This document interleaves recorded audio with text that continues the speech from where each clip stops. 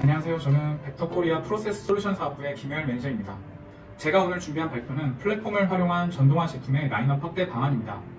최근 전동화 시스템은 기존의 내연 기관을 기반으로 만들어진 플랫폼의 한계를 벗어나서 새로운 전기차용 플랫폼을 기반으로 라인업을 확대해 나가고 있습니다.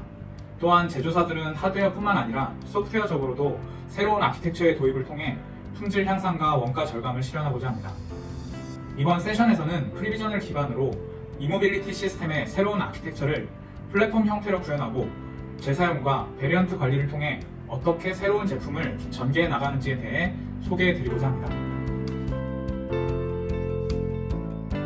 그럼 발표를 시작하도록 하겠습니다. 발표는 보시는 것과 같이 진행될 예정입니다.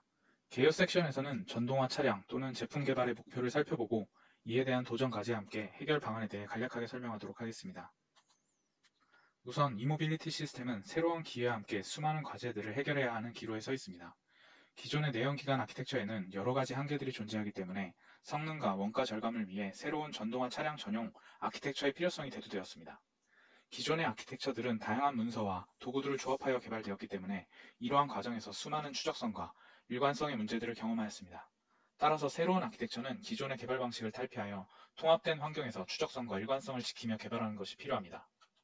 두 번째는 문서 기반 개발 방식에서 탈피하여 하나의 소스를 기반으로 설계하는 모델 기반 엔지니어링 방식으로 전환함으로써 개발의 신뢰성을 확보하는 것이 필요합니다. 세 번째는 기존 시스템들과 쉽게 통합하기 위해서 시스템의 엔드-투-엔드를 설계하는 것이 필요합니다. 이러한 추적성을 기반으로 변경으로 인해 발생하는 연관된 시스템의 영향 분석이나 고장에 대한 원인 분석을 쉽게 수행할 수 있습니다. 네 번째로 협조 제어 시스템과의 원활한 협업이 이루어져야 합니다. 이는 데이터베이스를 기반으로 실시간으로 협업하는 개발 환경을 사용해야 합니다.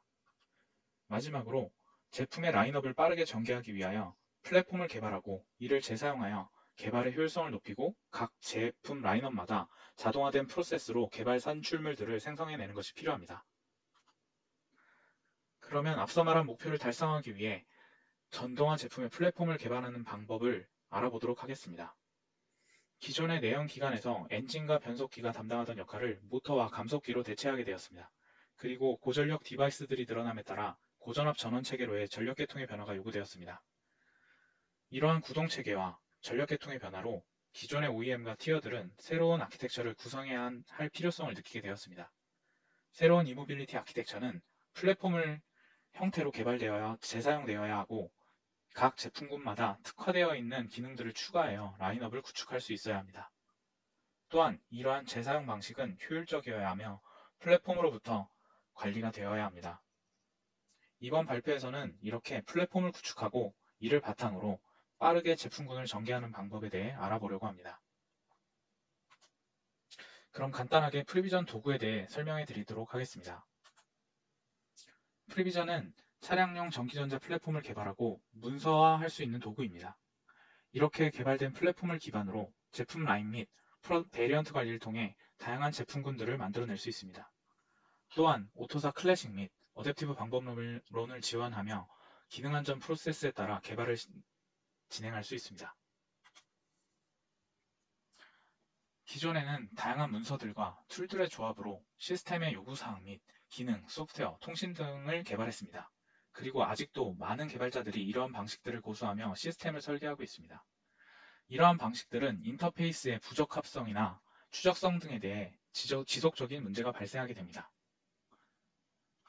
프리비전은 하나의 통합된 환경에서 앞서 말한 개발의 전 과정을 진행할 수 있기 때문에 인터페이스에 대한 문제나 데이터의 추적성, 일관성의 문제를 한 번에 해결할 수 있습니다.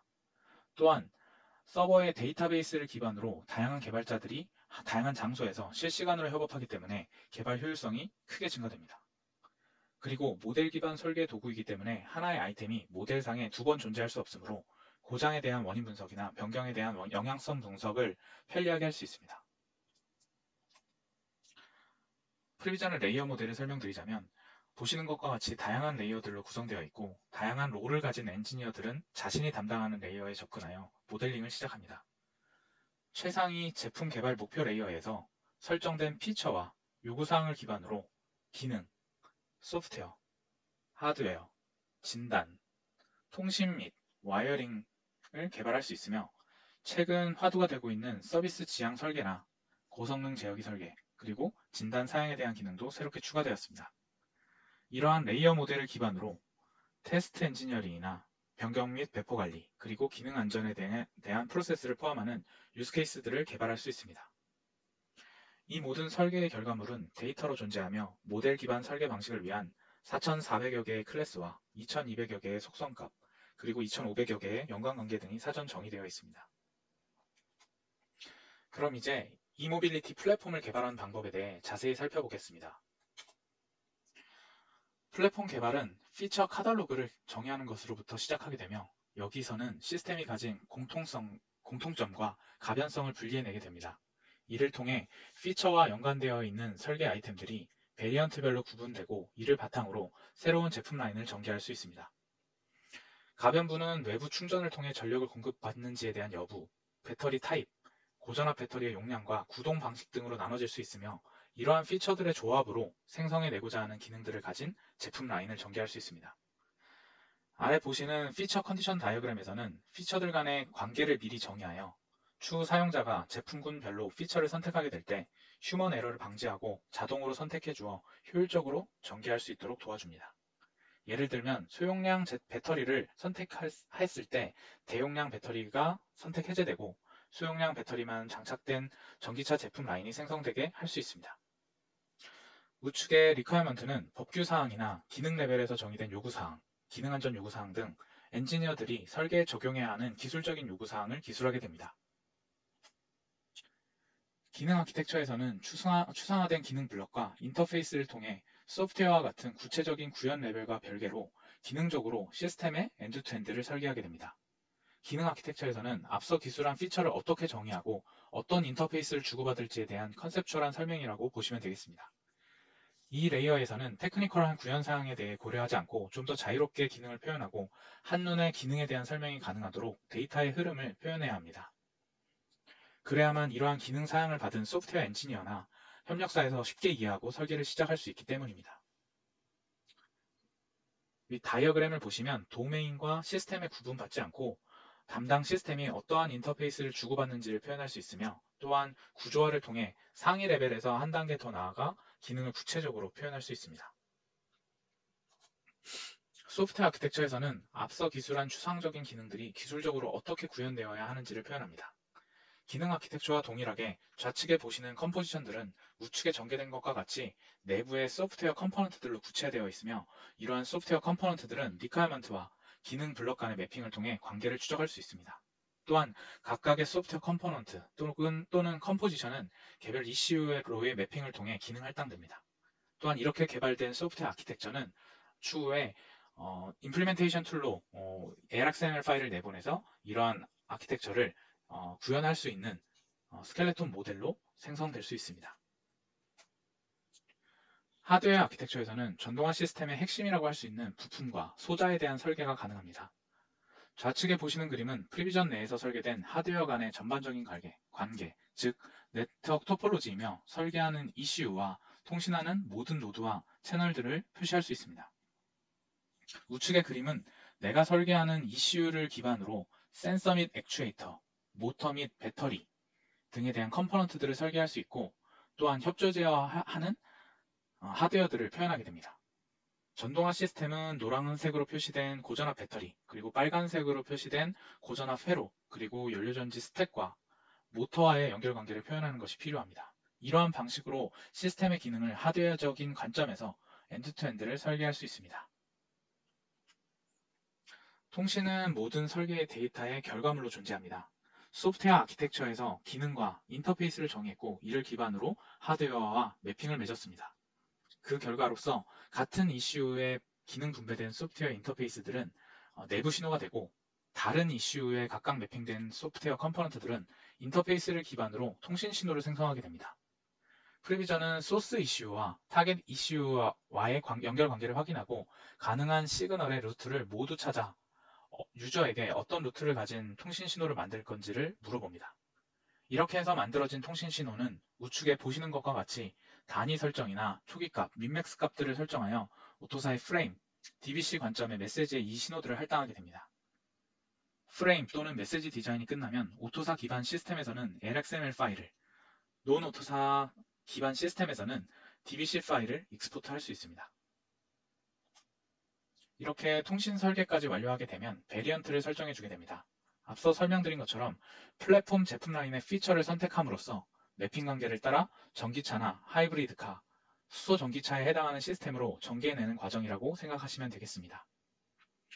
피처에 대한 선택이 끝내고 나면 프로파게이션 룰이라는 전개 룰을 따라 아키텍처 베리언트라는 컨테이너에 피처와 매핑되어 있는 기능, 소프트웨어, 하드웨어, 통신 신호 등이 담기게 되며 이를 활성화하게 되면 우측에 보시는 것과 같이 비활성화된 객체들은 음영 표시가 되게 됩니다. 이렇게 전동화 시스템의 아키텍처를 베리언트를 생성하고 나면 다른 도메인 시스템에 대한 동일한 피처 선택을 하게 되고 이렇게 선택된 아이템들을 재사용하여 특화된 제품 라인을 생성하게 되는 것입니다. 그럼 이제 앞서 소개했던 개발된 플랫폼에 대해 툴 기반으로 설명드리도록 하겠습니다. 보시는 화면은 순서대로 플랫폼의 피처와 리퀘어먼트, 그리고 기능 아키텍처와 소프트웨어, 하드웨어와 통신, 베리언트와 그리고 베리언트 및 피처 맵을 보여주고 있습니다. 제품 라인은 보시는 것과 같이 라이브러리와 플랫폼, 개별 제품 라인으로 구성되어 있습니다. 그러면 플랫폼 제품 라인으로 들어가 살펴보도록 하겠습니다. 첫 번째로 피처 카탈로그를 보면 공용 피처와 베리언트 피처로 나누어져 기능을 기술하고 있습니다. 지금 보시는 것과 같이 베리언트에 해당하는 피처들은 이렇게 XOR 관계 또는 OR 관계, required 관계로 관계를 맺고 있으며 이를 통해서 추후 피처 셀렉션 시에 쉽게 피처들을 선택할 수 있도록 유저에게 도움을 줍니다. 다음으로는 피처가 매핑되어 있는 기능의 체인들 그리고 기능 블럭에 대한 트레이스 뷰입니다. 보시는 것과 같이 테이블을 누를 때마다 좌측편의 내비게이터가 모델 스트럭처를 따라서 어떻게 데이터가 형성되어 있는지를 보여줍니다. 다음으로는 requirement를 전용 에디터 기반으로 작성된 것을 보실 수 있습니다. 이를 보시면 사양서를 개발하듯이 에디터에 그림과 테이블 그리고 텍스트들을 입력하여 내가 설계하고자 하는 제품에 대한 요구사항들을 작성하실 수 있습니다. 다음은 요구사항과 링크 관계를 맺고 있는 피처에 대한 트레이스 테이블을 보여줍니다. 이 또한 선택함과 동시에 좌측편에 모델뷰에서 데이터가 어디에 위치하는지를 내비게이터가 보여주게 됩니다.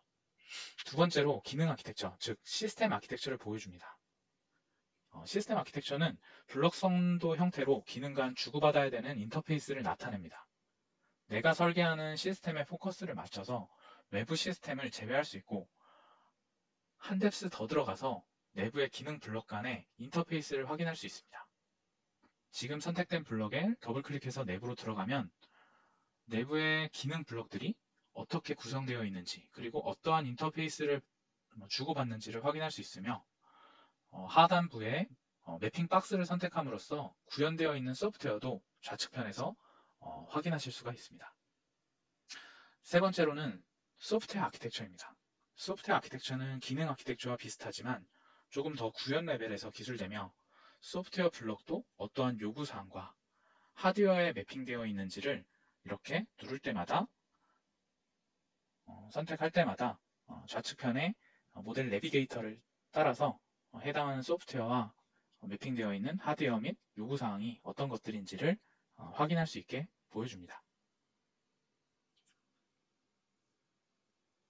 또한 내부로 들어가게 되면 기능 아키텍처와 동일하게 컴포지션 내부의 소프트웨어 간의 연결관계를 확인할 수 있으며 이러한 소프트웨어가 어떻게 구현되었는지를 확인할 수 하기 위해 이러한 요구사항과 기능 블록들 간의 매핑을 따라서 소프트웨어 구현에 대한 근거를 확인할 수 있습니다.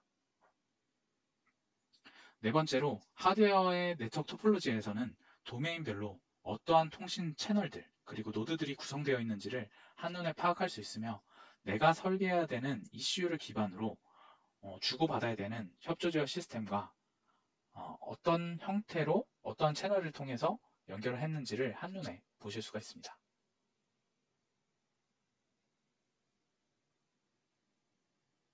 다음은 내가 설계해야 되는 이슈를 기반으로 구성되어 있는 센서 및 액추에이터 그리고 이모빌리티 시스템에서 중요한 고전압 배터리나 정션 박스를 기반으로 모터와 어떻게 고전압 전력 라인이 구성되어 있는지도 표현할 수 있습니다.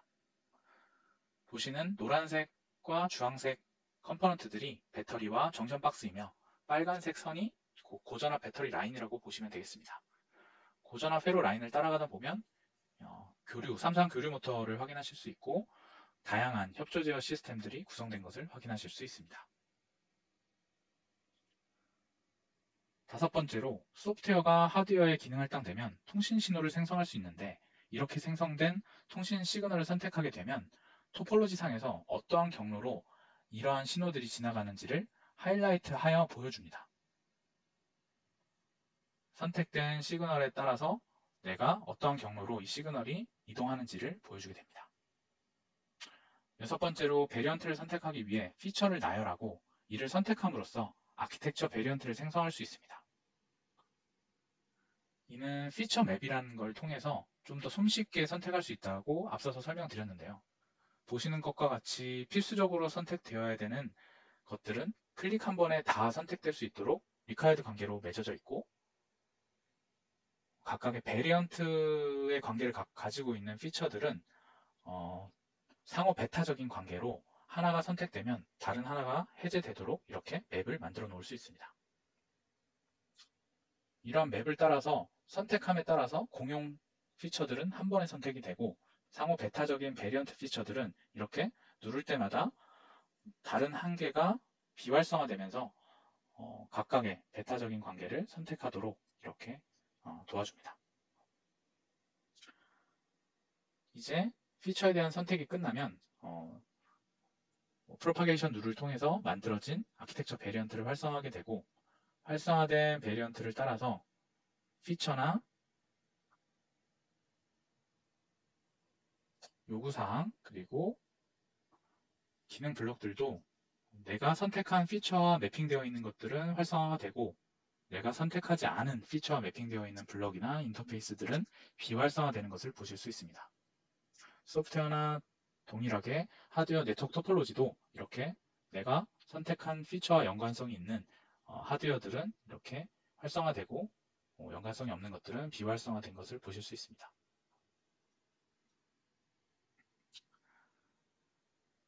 이렇게 선택된 베리언트들 간의 조합으로 다른 기능들까지 포함하여 선택적으로 아키텍처 베리언트를 생성할 수 있습니다.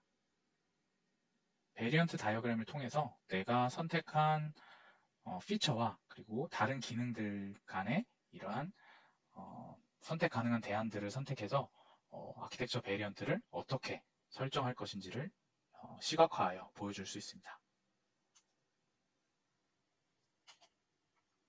이제 앞서 정의한 아키텍처 베리언트를 기반으로 어떻게 설계 아이템들을 재사용하여 새로운 제품 라인을 구성할 수 있는지를 알아보려고 합니다. 플랫폼을 기반으로 제품 라인업을 전개하기 위한 컨셉에 대해 설명해 드리도록 하겠습니다. 아래 보시는 것과 같이 크게 세 가지 제품 라인이 있습니다. 라이브러리 제품 라인에서는 개별 컴포넌트들과 타입들을 표준화와 공용화하여 설계해 두고 플랫폼이나 프로덕트 제품 라인에서 사용할 수 있도록 합니다. 플랫폼 제품 라인에서는 시스템에 대한 피처, 요구사항을 기반으로 핵심 기술에 대한 기능, 소프트웨어, 네트워크 모듈들을 설계하게 됩니다. 이러한 설계된 요구사항부터 기능, 소프트웨어, 하드웨어 간의 매핑을 통해서 추적성과 일관성을 가지게 되고 이러한 모듈들은 공용성을 가지고 있으며 프로덕트 제품 라인에서 이를 재사용하게 됩니다. 또한 베리언트를 선택하고 선택된 아이템만 재사용하여 차량 전용 제품 라인으로 전개하게 됩니다. 프로덕트 제품 라인에서는 특정 차량에 해당하는 시스템의 기능들을 추가하고 통신을 설계함으로써 상세 설계를 진행할 수 있는 산출물들과 사양서들을 생성하게 됩니다. 제품 라인으로 전개할 때 사용자는 프리비전에서 지원하는 세 가지 전개 방식을 사용할 수 있습니다. 첫 번째는 카피 앤 페이스트 방식이며 보시는 것과 같이 동일한 내용을 가진 아이템들을 새롭게 생성하기 때문에 카피 방식에서는 기존 아이템들 간의 연관성이 끊어지게 됩니다. 두 번째는 리유즈 방식으로 이 방법은 개별 아이템별로 각각 동기화시켜서 재사용하는 방식이며 하나의 아이템이 수정되면 영향을 받는 단일 아이템들도 함께 버전이 올라가게 됩니다. 단 개별 아이템별로 재사용되기 때문에 연계된 아이템들을 각각 재사용해줘야 되는 단점이 있습니다. 세 번째는 재사용 그룹인 에셋을 사용하는 방식입니다. 에셋은 연관성이 있는 아이템의 그룹을 재사용하는 방식이며 이는 단일 아이템만을 수정할 수 없고 연관성 있는 모든 아이템이 동시에 변경되기 때문에 효율적으로 버전 관리 그리고 배포 관리를 할 수 있게 됩니다. 전반적인 과정을 설명드리면 플랫폼에서 베리언트 매니지먼트를 통해서 각 제품군별로 필요한 아이템들을 아키텍처 베리언트라는 컨테이너에 담았고 이를 바탕으로 에셋을 생성하게 됩니다. 여기서 생성된 에셋에는 연관되어 있는 모든 아이템들이 들어가게 되며 이렇게 만들어진 에셋 단위로 리유즈하여 개별 제품 라인을 전개하게 됩니다. 그럼 앞서 설명한 재사용 방법에 대해 프리비전에서 어떻게 구현되는지를 살펴보도록 하겠습니다. 앞서 만든 아키텍처 베리언트를 선택하고 그 내부에 속한 아이템들을 확인합니다.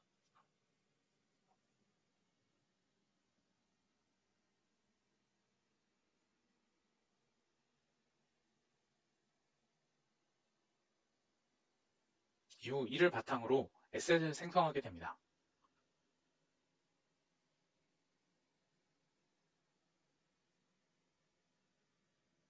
만들어진 에셋은 체크인을 통해서 베이스라인을 긁게 되며 이 과정은 설계의 과정을 프리즈하여 추가적인 설계가 일어나지 않도록 막아주는 역할을 합니다.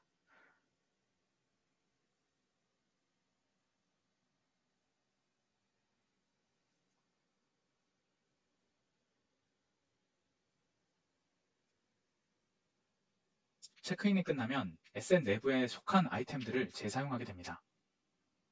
내부의 아이템들은 상호 하이라키 관계에 따라서 선택적으로 담기기 때문에 기존의 아키텍처 베리언트에 속해 있는 아이템들과는 조금 더 축소되어 들어가게 됩니다. 그러면 이 에셋을 재사용하는 방법을 보도록 하겠습니다. 재사용하는 방법은 보시는 것과 같이 드래그 앤 드랍으로 하위 프로덕트 라인, 다운스트림이라고 하는 하위 프로덕트 라인에 페이스트 에즈 리유즈라는 메뉴를 통해서 재사용하게 됩니다. 리유즈가 끝나게 되면 플랫폼에 있던 구조 그대로 새로운 제품 라인으로 전개되게 됩니다. 보시는 것과 같이 기능 아키텍처는 기존의 구조들을 동일하게 가져왔으며 내부의 다이어그램을 동일하게 가져와서 새롭게 완성시켰고 또한 하위에 이러한 다이어그램뿐만 아니라 이러한 블럭들도 새롭게 생성된 블럭을 기반으로 이러한 다이어그램을 자동으로 재사용해서 가져오게 됩니다. 또한 소프트웨어와 같은 경우에도 플랫폼에서 선택된 내용 그대로 재사용하여 이렇게 가져오게 됩니다.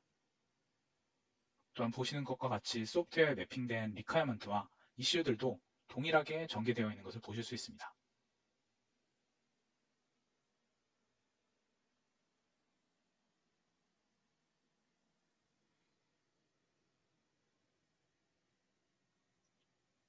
하드웨어 아키텍처 또한 컴포넌트와 토폴로지가 함께 재사용되어 새로운 제품군으로 전개된 것을 보실 수 있습니다.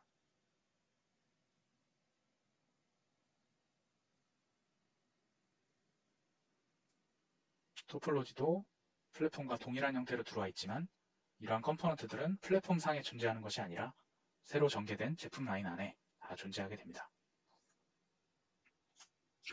이제 플랫폼과 새롭게 전개된 제품 라인 간의 설계 변경, 그리고 버전 관리를 하는 방식에 대해 알아보고자 합니다. 앞서 보신 것과 같이 에셋에는 내가 담고자 하는 아이템들을 선택적으로 넣어 재사용할 수 있습니다. 그림에서 보시는 것처럼 공용으로 사용되는 컨텐츠들은 동일하게 세 가지 에셋에 넣고 각각 제품군마다 특화되어 있는 컨텐츠들은 에셋마다 별도로 포함시켜 이를 제품 라인으로 전개하게 됩니다. 이렇게 전개된 제품 라인들은 플랫폼의 컨텐츠가 변경될 때마다 이를 업데이트하거나 또는 하지 않을 수 있습니다. 위에 두 개 제품 라인에서는 변경 사항을 업데이트하여 리비전 넘버가 1에서 2로 올라갔고 마지막 제품 라인에서는 이미 양산 라인으로 넘어갔다거나 적용시키지 않아야 하는 이유로 업데이트를 하지 않았기 때문에 기존과 같이 리비전 넘버를 1로 유지할 수 있게 됩니다. 예시를 통해서 좀 더 자세히 이러한 라이프 사이클 관리에 대해 설명해 드리도록 하겠습니다. 프로젝트 A에서는 플랫폼에서 소프트웨어 A를 재사용하여 사용하게 됩니다. 또한 앞서와 동일하게 프로젝트 B에서도 소프트웨어 A에 대한 A를 재사용하고 이를 특화되어 있는 소프트웨어 C에 통합한다고 가정하고 설명하도록 하겠습니다. 프로젝트 A에서 소프트웨어 A에 대한 버그를 발견하고 이에 대한 수정 및 업데이트를 하게 되면 소프트웨어 라이브러리의 버전이 2로 올라가게 됩니다. 이와 동시에 프로젝트 A와 B에 사용된 모든 소프트웨어 컴포넌트 A는 버전과 컨텐츠가 업데이트되게 됩니다. 이에 따라 소프트웨어 B와 소프트웨어 C도 함께 업데이트되어 버전이 올라가게 됩니다. 이러한 방식을 사용하게 되면 아무리 많은 프로젝트가 전개되었다 하더라도 중앙 집권하여 소프트웨어들을 관리할 수 있고 또한 많은 노력을 기울이지 않아도 버전 관리 및 변경 관리를 할 수 있게 됩니다. 이러한 변경 및 형상 관리는 프리비전의 티켓 시스템을 통해서 이루어지게 되고 라이프 사이클이 변경될 때마다 담당자 또는 스테이크홀더들은 이메일 시스템을 통해서 공지받을 수 있습니다. 그럼 프리비전에서 이러한 변경 및 버전 관리가 어떻게 이루어지는지 살펴보도록 하겠습니다. 데모는 플랫폼 제품 라인의 토폴로지에서 하나의 이슈를 기존 채널에 추가하면서 시작해 보도록 하겠습니다. 플랫폼 제품 라인의 토폴로지를 열고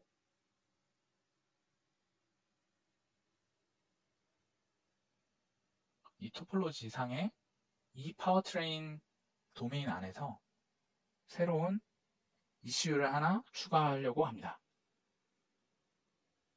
토폴로지에 새로운 이슈를 생성하는 순간 연계된 아이템들이 체크아웃되면서 리비전 넘버가 올라가게 됩니다. 이슈를 기존 채널에 추가하고 기존에 만들어진 에셋으로 한번 가보도록 하겠습니다. 채널에 연결하고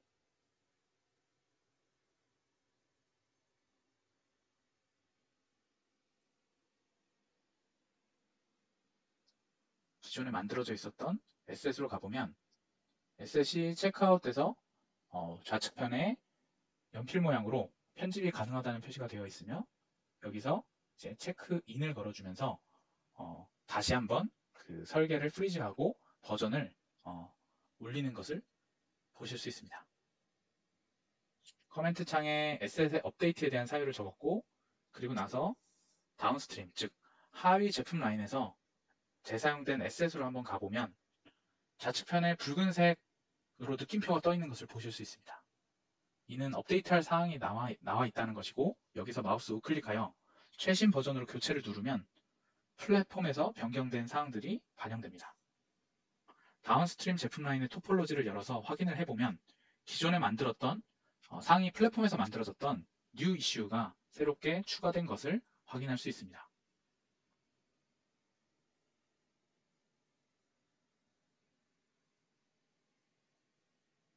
또한 체인지 매니지먼트의 버전 히스토리에 가서 어떠한 이유로 이 리비전이 올라가게 되었는지에 대해서 확인할 수 있습니다.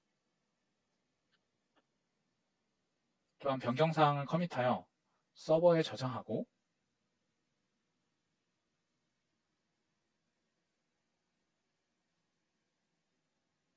이번에는 하위 제품 라인, 즉 다운스트림에서 이슈에 버스 커넥터를 수정하고자 하자 이번에는 체크아웃과 함께 리비전이 아닌 브랜치가 생성되는 것을 확인할 수 있습니다. 여기서 확인할 수 있는 사항은 업스트림, 즉 플랫폼의 제품 라인에서는 다운스트림, 즉 프로덕트의 제품 라인으로 업데이트 사항을 내려줄 수는 있지만 하위 제품 라인에서는 상위의 업데이트를 전달하는 것이 아니라 새로운 브랜치를 형성한다는 사실입니다. 즉 플랫폼을 통해 전개된 모든 제품 라인의 업데이트 사항들은 동등 레벨의 제품 라인에 영향을 줄 수 없음을 뜻합니다. 그럼 이렇게 개발된 모델을 어떻게 사양화하는지에 대해서 알아보고자 합니다. 프리비전으로 작성된 요구사항은 피처와 연관관계를 맺고 있으며 각각 소프트웨어 및 하드웨어에 대한 요구사항들은 모델링 데이터와 매핑되어 있습니다. 이를 기반으로 생성되는 요구 사양서는 앞서 도전 과제에서 설명드렸던 문서 기반 설계와는 완전히 다르며 그 차이는 사양서의 데이터를 직접 작성하는 것이 아니라 툴이 자동으로 산출해주기 때문에 변경사항이 생길 때마다 모든 문서를 다 수정할 필요가 없고 항상 생성하는 그 시점에 최신 데이터로 업데이트된 사양서를 생성할 수 있다는 장점이 있습니다. 그런 간단한 튜토리얼을 통해서 어떻게 요구사항이 명세서가 산출되는지 그리고 이러한 보고서는 모델의 데이터와 어떠한 추적성을 갖고 있는지를 보여드리겠습니다. 제가 소개하는 레포트 모듈은 리퀘어먼트를 기반으로 생성되게 되어 있으며 이 플랫폼 프로덕트 라인에서 생성하였습니다. 이 파워트레인 시스템 리퀘어먼트에서 마우스 우클릭하여 레포트의 생성 메뉴를 누르면 레포트 모듈이 돌아가면서 해당되는 기능 그리고 소프트웨어 하드웨어 다이어그램 등을 불러오는 것을 보실 수 있습니다.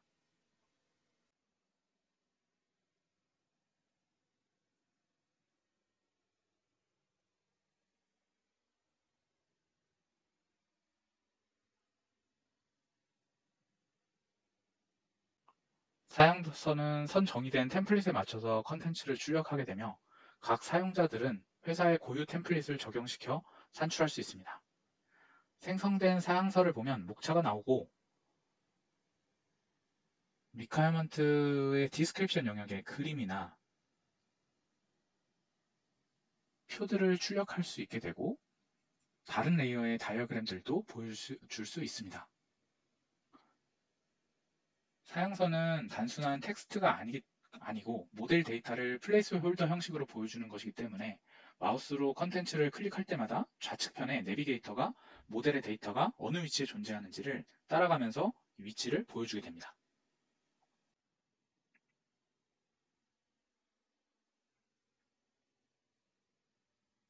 요구사항뿐만 아니라 다른 레이어에 연관되어 있는 다이어그램이나 아이템들도 사양서 안에서 이렇게 표현할 수 있고 이를 누름으로써 내비게이터를 통해서 좌측의 모델상에 어느 위치에 존재하는지를 확인할 수 있습니다.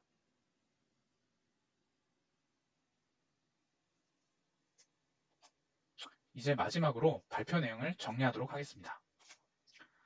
발표 시작에서 말씀드렸던 전동화 시스템 개발의 당면한 과제들을 해결하기 위한 방법에 대해 벡터사의 프리비전이라는 도구를 기반으로 설명해 드렸습니다. 통합 설계 환경에서 아키텍처를 개발함으로써 데이터의 무결성을 보장할 수 있다는 장점이 있으며 플랫폼을 재사용함으로써 제품의 라인업을 빠르고 효율적으로 확대할 수 있었습니다.